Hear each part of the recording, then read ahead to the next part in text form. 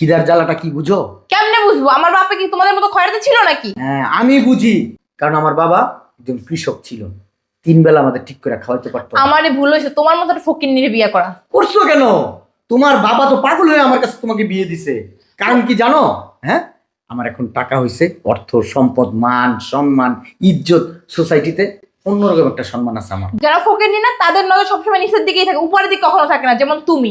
শোনো, একটা মানুষ যখন তার অতীত মানে পিছনের অতীতটা ভুইলা যায়, তখন আর সে মানুষের কাতারে থাকে না। তখন কি হয় জানো? তার ভিতরে ওই যে একটা মানুষ থাকে, ওইটা অমানুষ হয়ে যায়। কাল থেকে তুমি অফিসে আসবে না, আমি অফিসে বসবো, সরো। এই, তোমার বাবার অফিস না, নিজের রক্ত ঘাম করে তারপরে এই কোম্পানি দাঁড় করাইছি। তুমি ভুলে যাবে না, তোমারও যে অধিকার আছে আমারও কিন্তু সেম অধিকার আছে। তোর অধিকার